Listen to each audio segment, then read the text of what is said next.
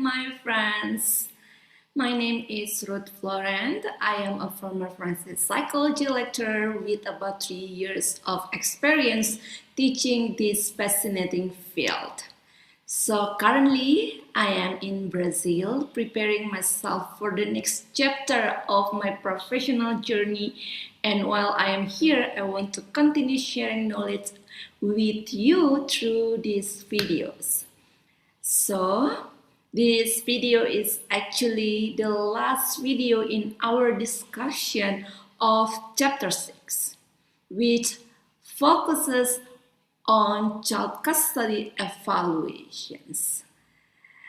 My friends, in the previous videos, we talked about the foundation of custody evaluations, and then we explored the ethical challenges and the complex of family situations that forensic psychologists often face.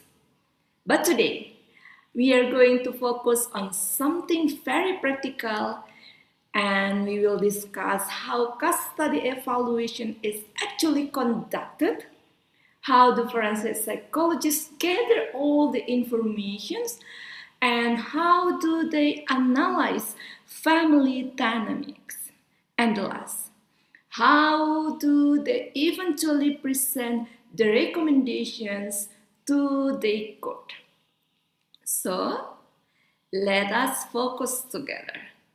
And for those of you who are new here, please check my playlist called 2026. Then you will find video 1 and video 2, which explain the earlier parts of this chapter so you can fully connect the ideas we discussed today. And if you're enjoying learning forensic psychology with me, please support me with subscribing and click the notification bell so you will know when a new lecture is available.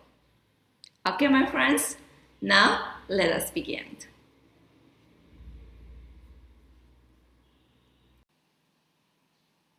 Now, my friends, before we talk about the technical steps of conducting a custody evaluation, we need to pause and ask a more fundamental question.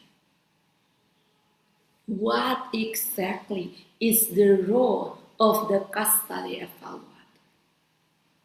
Because many people misunderstand this role. Some assume the psychologist is there to decide which parent is good, which parent is bad. But that is not actually how forensic psychology operates. A custody evaluator functions as an independent forensic examiner. In other words, the psychologist does not represent the mother, does not represent the father, and does not advocate for either side. Instead, the evaluator serves the cause by providing psychological insight into the functioning of the family system. And this distinction is extremely important. So, judges are trained in law. They understand status, legal precedent, and procedural rules. But the courtroom often presents questions but are not purely legal. Questions like, how does parental conflict affect a child's emotional development? How does attachment influence a child's sense of security? And another one, what happens psychologically when a child exposed to chronic parental hostility? There are many questions that they will ask. So these are not legal questions. These are psychological questions. And this is precisely where forensic psychology becomes essential. So the evaluator examines the dynamic of the family and translates this observation into professional insight that can help the court make decisions that serve the best interest of the child.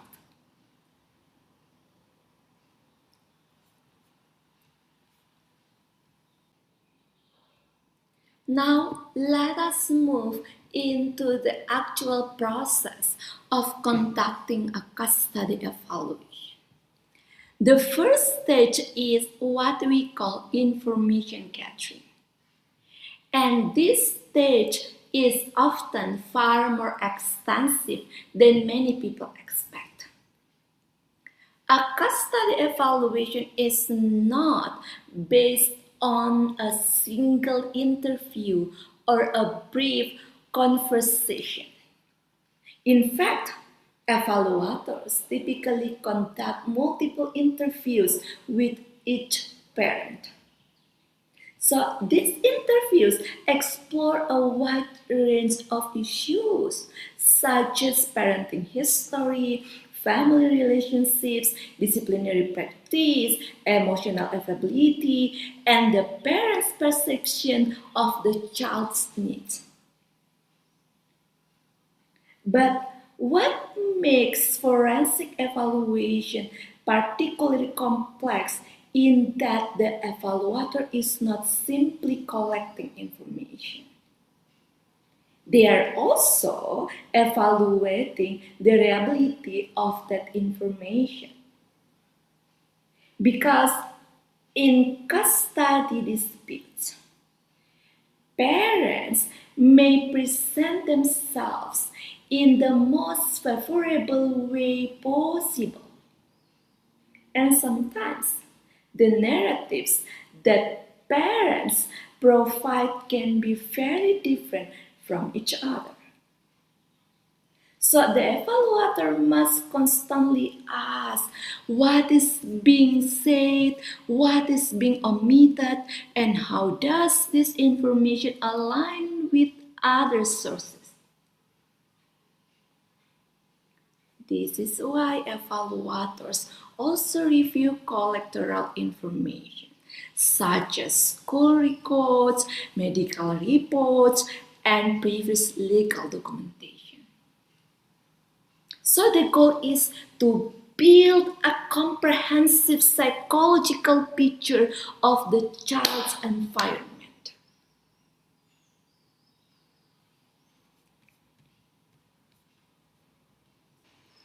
Now, in some cases, interviews and observation alone are not sufficient.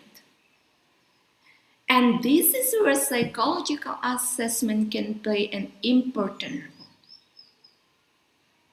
Psychological testing can help evaluators understand the pattern of personality functioning, emotional regulation, and behavioral tendencies that may influence parenting.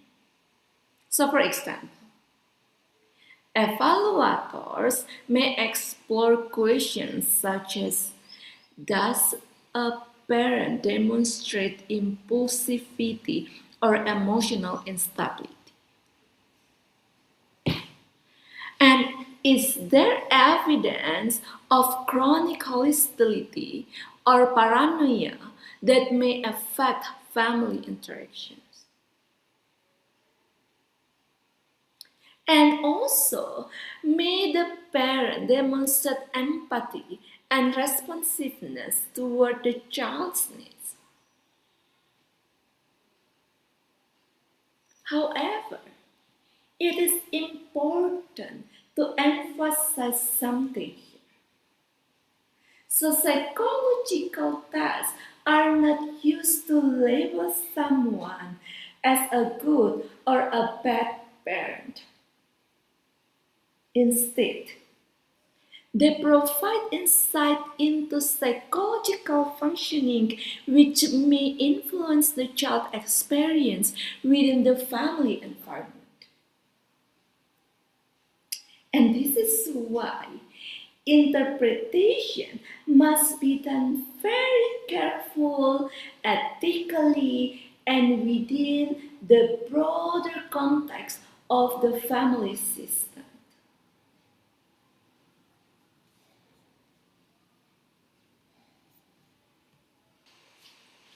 Now, my friends, one of the most important moments in a case study evaluation is direct observation of the interaction between parent and child. Because interviews can tell us many things, but behavior often reveals what words cannot fully express. So, when evaluators observe a parent and a child together, they are not simply watching a conversation. They are paying attention to subtle relational patterns. So, for example, we may ask ourselves questions like, how does the parent respond when the child expresses emotion? Is the parent attentive, dismissive, or overly controlling? And does the child appear comfortable and secure or hesitant and anxious? So, these small moments can reveal very important information about attachment, emotional safety, and parenting style. And in sometimes, the dynamics observed in these interactions can tell a very different story from what was described during interviews. So, this is why observation is not just a formality, it is a critical window into the lived emotional experience of the child.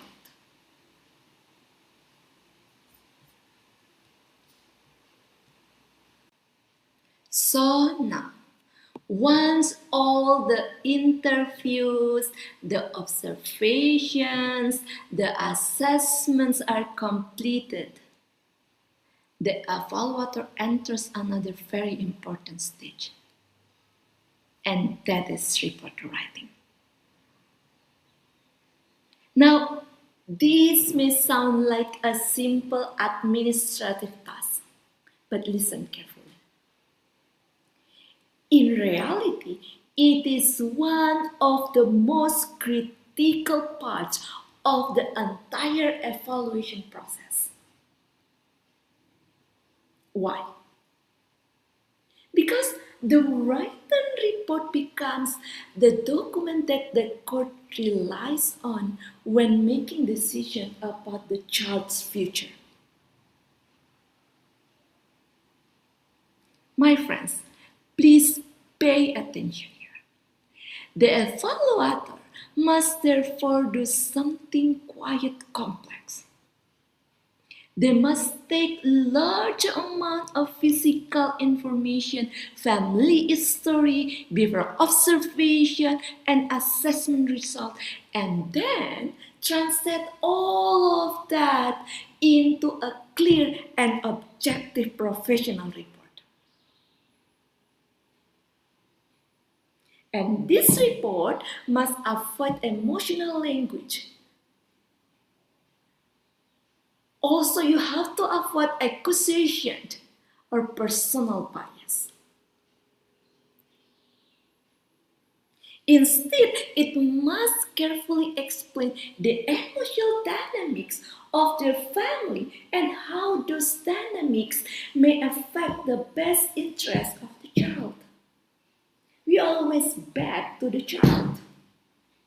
In many ways, the evaluator becomes a bridge between psychological science and legal system.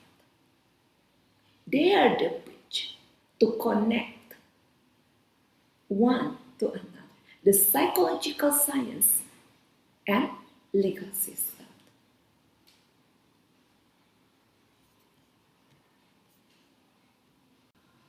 Now, after presenting the findings, the evaluator may also offer professional recommendation to the court. And this is where responsibility of the forensic psychologist becomes particularly significant. Because these recommendations may influence decision about where the child will live, how parenting time will be structured, and what arrangement may be best to support the child's emotional development. However, it is very important to remember something here. What is that? The evaluator does not make the final decision. The responsibility belongs to the judge. So the evaluator provides expert psychological insight, but the legal authority remains with the court. So in this balance is essential in forensic psychology. We contribute knowledge, but we must always respect the boundaries between psychological expertise and judicial authority. Now, my friends, as we come to the end of this discussion, we can see the custody evaluation is far more than ethical procedure. It is a process that requires deep psychological understanding, ethical responsibility, and professional integrity. Because at the center of every custody case, there is no simply a legal conflict between parents. There is a child whose emotional well-being may be deeply affected by the outcome of this decision. So, this is why forensic psychologists must approach custody evaluations with a great care, humility, and professionalism. So now this video concludes our discussion of chapter 6 about child custody and parenting evaluation. My friends, if you are new to this channel, once again, if you want to understand the full context of this topic, I encourage you to visit my playlist 2026, where you can watch video 1 and video 2 that lead into this discussion.